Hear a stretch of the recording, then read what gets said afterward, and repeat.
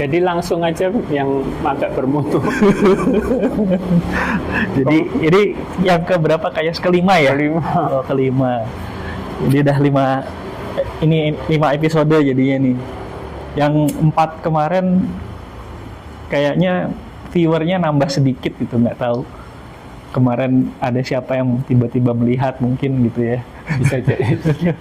Yang banyak yang ketiga mungkin judulnya bombastis sih. Oh iya. Ngomongin relativitas padahal Iya. itu doang ya. Padahal nggak relatif. Jadi mungkin ini harus dibikin agak bombastis gitu. Bombastis atau bomgambris. Nah ini ujung-ujungnya ke perbuluan kalau garbis. Soalnya hari ini Jakarta dingin banget ya, chaos ya. Berapa hari ini hujannya nggak karu-karuan ya. Seminggu lebih kan. Hujan malam, kalau siang tiba-tiba hujan, tiba-tiba berhenti, tiba-tiba hujan. Benar. Kayak tadi terjebak ya. Gue bilang udah terang, nggak taunya tengah jalan hujan. itu sebenarnya beruntunglah orang-orang yang punya bulu lebih banyak kalau menurut gue, karena jadi lebih anget selama musim hujan ini. Tapi kalau basah jadi lebih sisa keringnya dong. Iya juga sih, benar. Fakta menarik. Ini mulai yang agak bombastis. Kenapa di beberapa tempat terdapat bulu-bulu di kayos? Kalau yang normal kan biasanya kalau cowok gitu ya, adanya di jenggot gitu kan, jenggot, kumis gitu kan. Terus kalau yang umum pada manusia pasti biasanya ada di keti gitu kan. Terus habis itu ada di area kemaluan gitu kan. Dan satu lagi kayaknya enggak sih. Kalau bahasa normal, bahasanya kan ini sopan. Sama satu lagi di selempitan belakangnya kemaluan dulu kayaknya. Itu juga ada. Ya kalau kata teman gua sih ini biar BAB-nya ada alurnya gitu. Jadi nggak ngebosenin, cuman lurus doang gitu kan. Tapi gue bilang sih itu nggak mungkin karena gitu doang gitu. Kalau gitu berarti kalau yang diketek buat apaan ya, supaya baunya beralur, kan nggak mungkin juga gitu. Jadi gue baca nonton dari beberapa konten, menurut gue masuk di akal. Ini faktanya menarik karena faktanya adalah rambut-rambut yang ada di manusia itu semuanya pori-porinya memproduksi minyak. Jadinya kalau misalnya di bagian-bagian yang terutama bergesekan gitu ya kayak ya, lu bayangin kalau misalnya dia gesek tidak ada lubrikannya gitu, ledes kayos. Benar Kan? Makanya dulu ada yang buat wangi-wangi keti itu, kalau misalnya keti hitam segala macam, karena biasanya kalau cewek kan dicabutin gitu ya. Itu jadi ada frictionnya gitu. Akhirnya karena friction itu kan juga jadi hitam gitu. Jadi menurut gue cukup masuk di akal tuh faktanya yang dikasih tahu sama si konten-konten itu. Jadi karena dia mengeluarkan minyak, jadinya dia bertindak sebagai lubrikan gitu.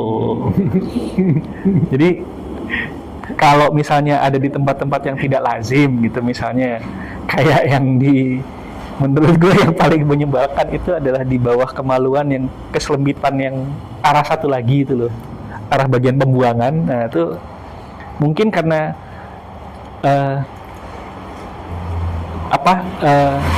cik sebelah kanan dan cik sebelah kiri, gue nyebutnya cik, butt cik itu kan suka bergesekan gitu. Nah di tengah-tengah itu kalau kita gesekannya nggak ada pelumasnya kan ledes kan, nggak enak gitu kan. Gimana? Oke.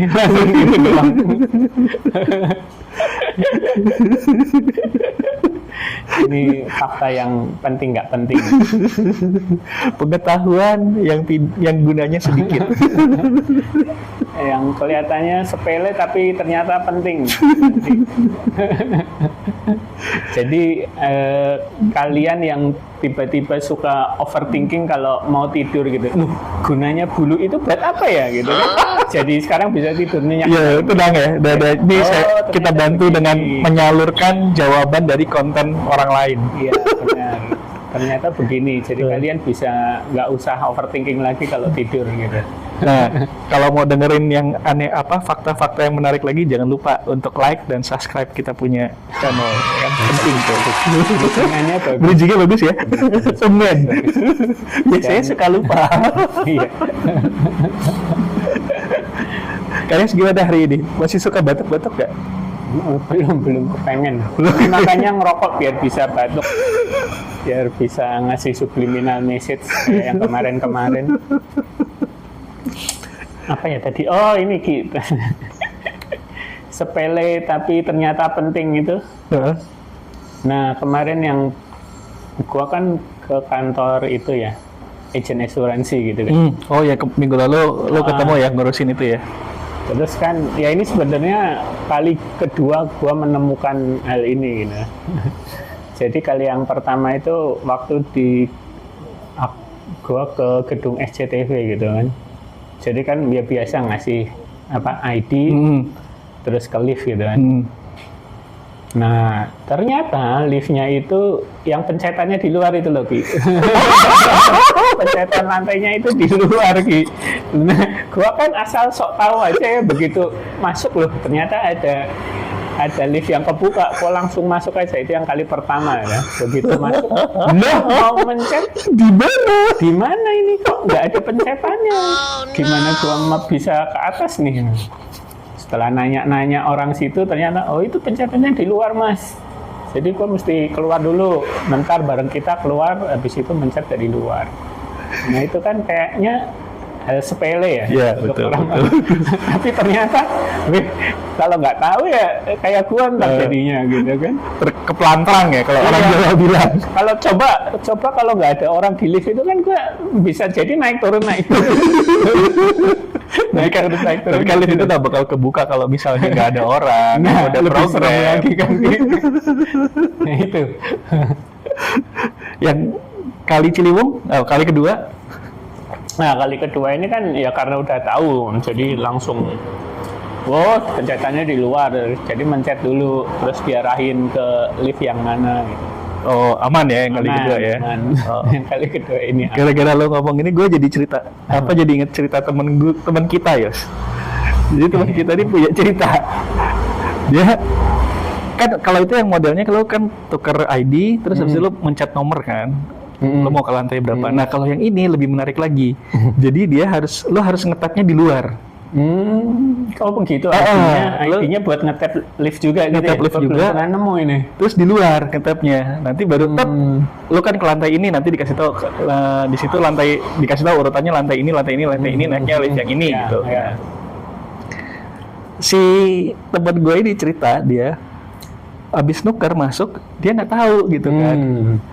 Terus dia berdua gitu. Kayaknya teman gue yang satunya tuh tahu gitu. Dikerjain jadi temennya, dia nggak ngetap sengaja. Terus masuk, ini kita kok nggak ada tombolnya, gimana ya? Lu mesti ngomong, mesti teriak, mau ke lantai berapa? Oh gitu, nyebutin dulu. Jadi misalnya lantai 7. Itu sendirian apa? Ada orang? Masa serius? Wah, untung gua nggak begitu ya. Gue nggak tahu sih ceritanya ada orang apa enggak, tapi dia cerita gitu. Jadi dia dia sama temannya dikerjain gitu. Lu mesti teriak, lantai berapa? Lantai 7 gitu. Mana kok nggak ada ininya sekali? Sebut lagi kurang kencang. Lantai 7. Pakai bahasa Inggris. Ini kerjain. Nah itu loh. Malah di prank kalau ini dia ya. Itu tergantung temennya sih, tergantung orang-orang di sekitar lo. Nah itu dia sebenarnya.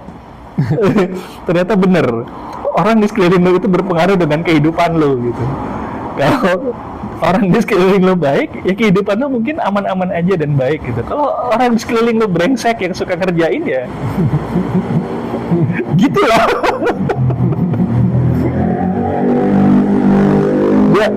kalau gua nggak salah, ini kejadiannya di gedung di sampingnya Semanggi, gedung BRI kalau gua nggak salah. Oh. Dulu soalnya modelnya kayak gitu liftnya kalau gua nggak salah. Oh gitu. Soalnya sekarang kan orang nggak dikasih kartu kan, udah ada face recognition-nya itu kan kalau sekarang ya. Oh gitu. Iya, Oh. yang di gedung itu gitu tuh. Gua ngasih ini terus difoto dulu biar pas masuk itu ada face recognition-nya. Oh, mengerikan. Nah, Kalau menurut gue ini makin mengerikan nih masalah-masalah iya begini sih ya. emang bener. Itu juga Data lo pas- disimpan gitu kan sama orang. pas dulu PT KAI melakukan itu kan banyak yang protes juga kan. Ngapain sih face recognition kalau pemerintah kita udah bener nyimpen Datanya. mah nggak apa-apa, tapi kalau masih asal-asalan gitu kan. Ya. Ini kayaknya kita hampir tiap episode ngebahas ini loh. Apa itu? Masalah data dan data pribadi tuh ada obrolannya tuh hampir di tiap episode. Kalau Bener, misalnya didengerin. Karena emang menurut gua itu sekarang lumayan sensitif gitu. Bener sih. Iya sih, siapa tahu kan begitu difoto terus dijadiin buat pinjol gitu. Tapi nggak apa-apa, asal kita jangan bawa KTP-nya sebelum foto gitu kan. Itu emang mencurigakan ya. Face recognition, ayo coba foto pakai, oh itu jangan. Foto pakai KTP itu jangan. Apalagi sekarang kan ada AI gitu ya. Iya Jadi sih. lebih gampang buat lo di recreate untuk sesuatu gitu. Gue merasa beruntung KTP gue warna fotonya udah mulai kabur gitu. Jadi yang materi KTP gue yang gue simpen ya emang mukanya sedikit kabur, jadi mungkin susah kalau mau di Face AI-in. Tapi lu kalau naik kereta nggak kebaca itu ntar. Emang gitu. Iya, soalnya dia membaca, ya itu hebatnya ya teknologi sekarang. Dia ngebacanya cuman foto itu dari KTP. Oh gitu. Kita nggak difoto lagi. Kalau yang di ini lift ini kan kita difoto lagi. Kalau itu nggak langsung dari ini ya, dari KTP. Dan Ya kalau di misalnya gua kan KTP gua masih gendut gitu ya. Itu bisa masuk Bermasalah? gitu. Iya. Enggak bermasalah, justru bisa masuk. Berarti kan dia udah bisa memperkirakan gitu kan. Kalau lu kurusan atau gendutan lagi kayak apa muka lu gitu. sebenarnya kalau face recognition gitu kan Atau, yang dia ambil cuma jarak titik gitu ya. antara mata, antara hidung, antara mulut. Jadi mau lu mekar, mau lu kurus nggak ngaruh karena cuma triangulate itu aja yang diikutin gitu kan. Karena kan kalau misalnya lu menggemuk kan mata lu nggak tambah lebar ke kanan kiri. Bener. Kecuali kita operasi plastik gitu. Nah, tergantung plastiknya. Mau pakai Lion Star atau pakai apa? Bisa jadi gayung. Nah, ngomong-ngomong gayung gitu kan, gue jadi ingat masalah kamar mandi nih Kayos. Si Buncing ini sekarang jadi di toko gue nih, di tempat kita lagi ngerekam nih, di Rezeki Anabul. Ada di link. Ada di link ya itunya ya. Mau beli. Kalau mau beli, mau ke toko bisa lihat di link. Nah itu si Buncing nih, si kucing yang lagi ada di sini, si Buncing itu sampai sekarang masih nakal banget dan susah banget di potty training. Dia tuh dari awal waktu gua pindahin dari tempatnya dia sebelumnya gitu ya, di tempat dia sebelumnya itu dia selalu kalau buang air besar atau air kecil itu di tegel warna putih. Iya. Nah, gua bawa ke sini kebetulan di depan kamar mandi gua tuh ada tegel warna putih, baru masuk ke kamar mandi gitu kan. Nah sekarang jadi dia buang hajatnya di situ setiap hari. Tiap hari gue bisa bersihin 2-3 pup, ditambah belum pipisnya dia gitu. Jadi aduh, menarik gitu rutinitas gue kalau pagi. Buka pintu pagar, masukin barang dulu, sebelum gue buka untuk umum, bersih dulu. Baru abis itu baru abis itu gue buka toko gitu. Nah sudah berbagai macam cara dicoba nih supaya si Buncing ini pup di tempat pasir yang sudah disiapkan gitu kan. udah dicoba dibawa pupnya ditaruh di situ, dikasih lihat ke dia, masih nggak berhasil juga. Dikasih anti spray, anti kucing pup segala macem, nggak berhasil juga. Pakai karbol nggak berhasil juga. Nah, siapa tahu teman-teman ada yang punya masukan gitu kan. Kalau gue sih masukannya beli tegel putih lagi. Terus lo taruh di kardus satu aja gitu kan. Itu gue sempat kepikiran gitu, taruh di belakang gitu yang jauh, gue pupnya taruh di situ gitu kan, biar di nih nanti di sini gitu. Ya itu gue sempat kepikiran itu juga sih sebenarnya. Tapi kalau teman-teman ada yang punya masukan, boleh tulis di komen gitu. Siapa tahu kan bisa. Benar, siapa tahu saling berbagi info. Saling berbagi info gitu kan. Itu cukup karena gue ingat juga orang yang dulu punya rumah yang dipupin sama si buncing ini, itu sampai ngadu ke gue, sampai nanya-nanya gimana caranya buat mindahin pupnya. Kemarin sempat berhasil sih, jadi digeser pupnya dia dari tadinya pupnya di depan pintu masuk tadinya kalau dia, karena tegel putihnya si orang itu di depan pintu masuk. Gue bilang geser aja pelan-pelan, pupnya jangan dibuang, geser tapi ditaruh di pojok yang jauh dari pintu masuk gitu. Dia mulai bergeser tuh katanya pupnya, nggak di depan pintu masuk gitu. Cuma masalahnya di tempat gua tegel putihnya nggak ada yang nggak di dekat pintu masuk gitu. Ini lagi dipikirkan nih, mungkin memang menarik juga ide yang Kak Yos, beli kardus atau beli cat pilok, ya kan? Tegel putihnya jadi tegel hitam. Jadi dia bingung, loh kok jadi hitam? Ini gimana? Nggak oke nih, nggak bersih gitu. Nggak bersih. Siapa tahu. Nggak kelihatan dengan jelas. Teksturnya seperti apa? Dia ngomongin apa sih? Dia ngomongnya bulu gitu, nggak jelas banget. Aduh. Jadi gua mau tetap fokus di hal sepele tapi bulu. Tapi berharga. Ini lagi sih, ya ini gara-gara nonton channel YouTube-nya Raditya Dika gitu. Lu kayaknya emang hampir tiap dia keluar lu pasang itu ya, subscribe sama bell ya? Kalau subscribe sih iya, kalau nge-bell sih enggak ya. Kita berharap sih di tempat kita ada yang subscribe sama nge-bell juga sih ya. Siapa tahu. Yang menurut gua menarik aja gitu kan. Nah ini bahasannya, jadi dia interview anaknya Andi F. Noya. Ya 2 orang itu ya. Nah salah satunya itu dia punya usaha trading card game. Ini yang lagi viral ya, trading card game gitu.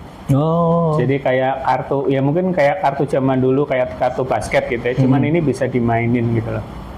Ada rules-nya gitu-gitu. Jadi karakternya itu karakter anime gitu kan. Kayak si Pokemon, yang paling banyak itu Pokemon kalau di Indonesia.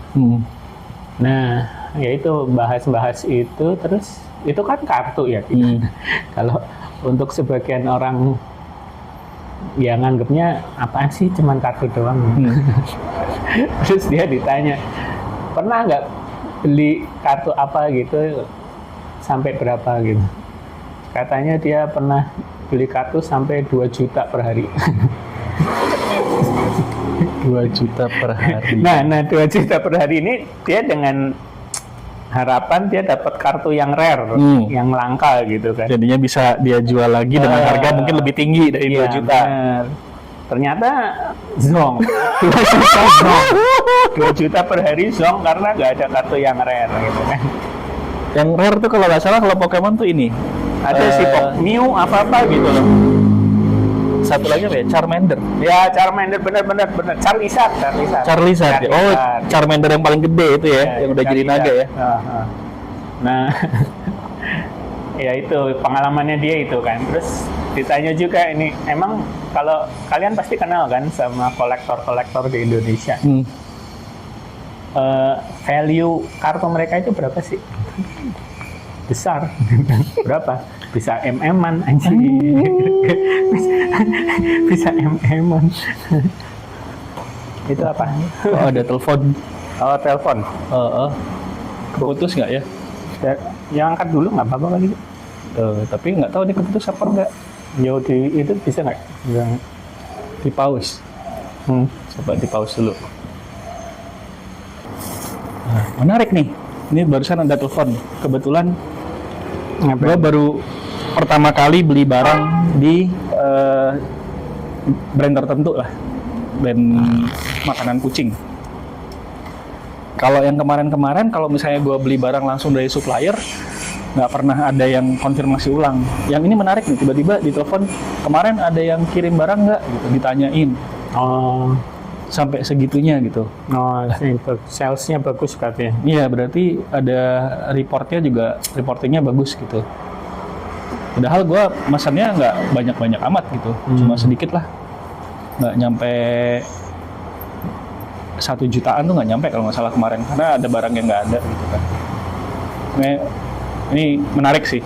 Nah itu mungkin ya, hal sepele tapi bikin kita terkesan gitu ya. Iya. Walaupun buat gue nggak ada gunanya, orang gue udah terima barang gitu kan, gue udah bayar, peduli amat gitu, gue gak terlalu ambil pusing. Yang penting gue punya bond invoice-nya, gue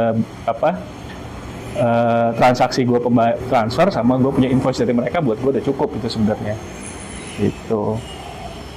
Atau karena dia lupa minta tanda tangan sama gue, mungkin juga sih. Gue nggak tanda tangan soalnya kemarin. Karena dia cuma ngambil bondnya aja gitu. Nih Pak, ini bondnya Bapak, ini gini. Yang buat saya yang mana, yang ini? Oh ya udah. Dia nggak cek lagi gue udah tanda tangan atau belum. Mungkin itu makanya ditelepon.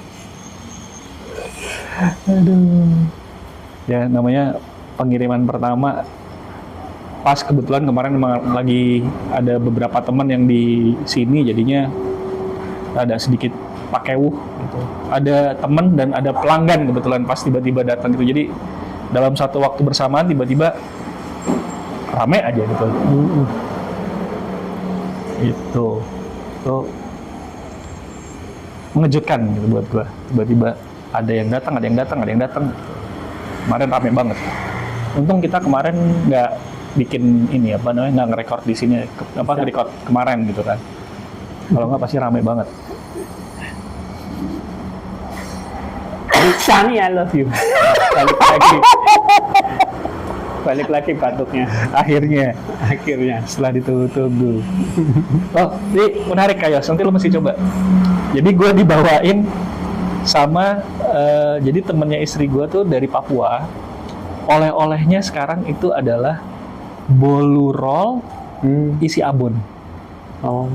Nah, rasanya ada macam-macam. Kebetulan yang dibawain ke gua ini bolu roll abon rasa kopi dan keju. Mau ya? Nggak kepikiran. Pasti lo bingung deh. Ini rasanya bakal kayak apa gitu. Gua waktu pertama kali denger, apaan sih? Udah pakai abon, Makanya itu. keju sama kopi gitu. Dan semua orang yang nyobain bilang ini rasanya menarik. Kayak rasa yang tidak pernah ada, anjir. Menarik juga itu. Tapi abonnya abon ayam gitu. Kayaknya sih abon sapi. Soalnya manisnya kayak manis sapi gitu. Bukan yang, kalau abon ayam kan manisnya beda ya, nggak terlalu manis gitu. Ini manisnya manis kayak abon sapi gitu. Ntar dicoba ya kayaknya sih. Dicoba. Sama kemarin si Mbak menemukan coklat yang sudah hampir kadaluarsa.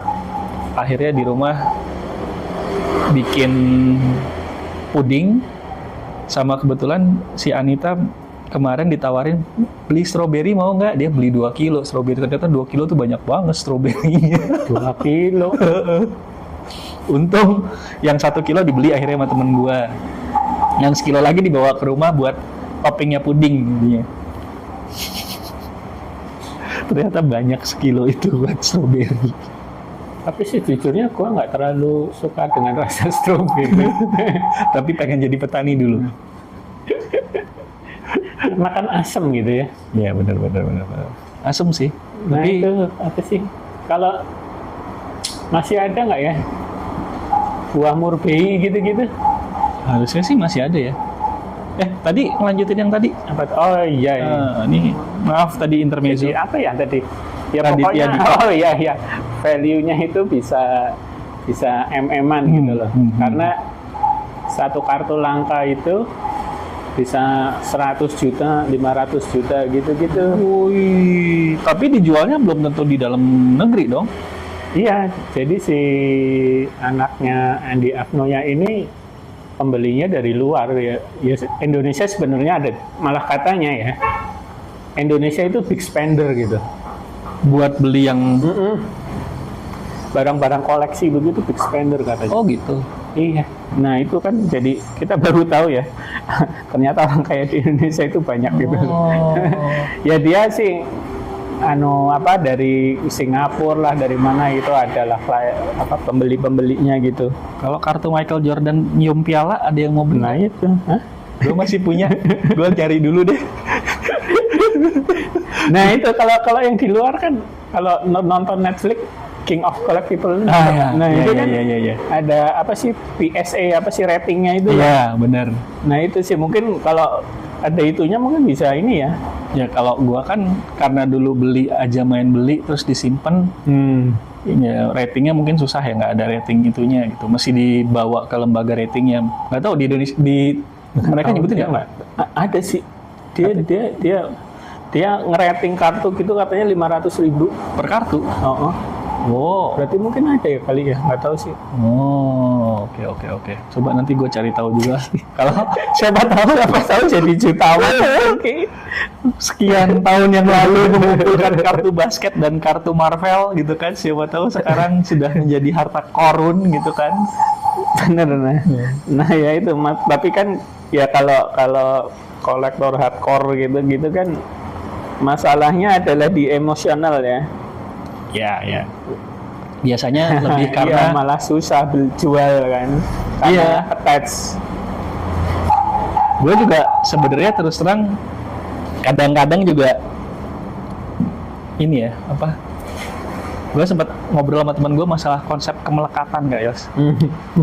Karena Indonesia tuh kemelekatannya tinggi. Kayak gue tadi temen gue mau ngebuang kantong plastik, gue bilang jangan, bisa buat tempat sampah.